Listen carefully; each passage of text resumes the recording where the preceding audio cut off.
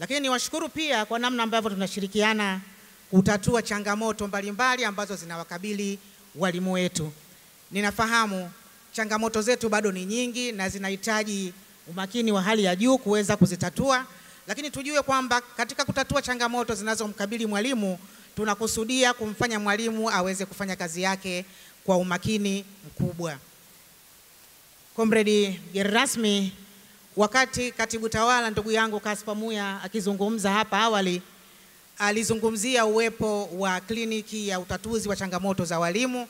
Kliniki hiyo ni kweli itaanza hapa kesho, na pengine nitumie fursa hii sasa kwa ruksa yako Comrade mgeni rasmi kuwahimiza walimu wote wenye changamoto mbalimbali za kiutumishi kuhudhuria kliniki hiyo, kwa sababu ni kwa manufaa yetu sisi wenyewe.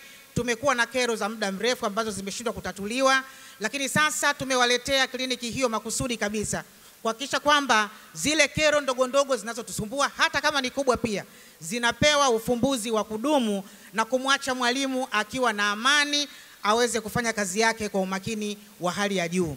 Na nikuombe tena Comrade mgeni rasmi kutumia fursa hii kuwaomba walimu kuhudhuria kwa wingi.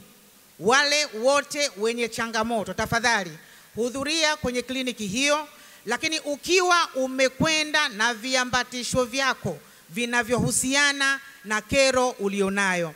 Walimu tuko hapa wa kutosha, tutoe taarifa hizi kwa wenzetu walioko nje ya hapa, ili kila mmoja mwenye kero yake aweze kufika na viambatisho vyake viweze kutatuliwa. Usiende na maneno matupu, nenda na vithibitisho kwamba nina kero hii na vithibitisho vyangu ni hivi hapa.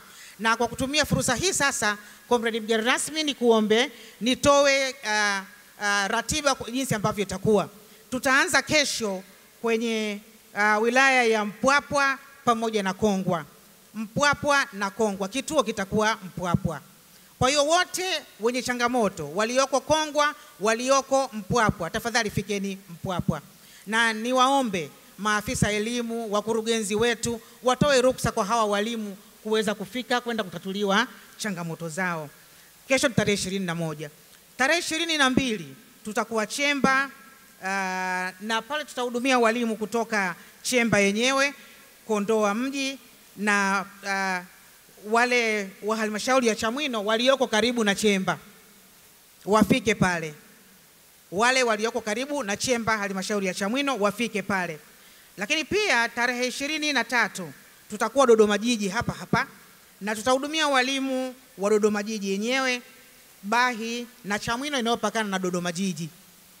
Kwa hiyo Comrade mgeni rasmi, kwa kutumia hadhira hii ni waombe maafisa wako pamoja na walimu ambao tunawakusudia waweze kufika kwa wingi kwenye eneo hilo, lengo ikiwa ni kutatua changamoto ambazo zinamkabili mwalimu. Lakini niombe pia kwamba baada ya hapo basi changamoto zingine ambazo zitajitokeza baada ya hapo, tafadhali viongozi wako katika halmashauri zako mbalimbali wachukue fursa ya kutatua changamoto hizo badala ya kusubiri zoezi hili kubwa ambalo linatugharimu fedha nyingi. Baada ya kusema hayo,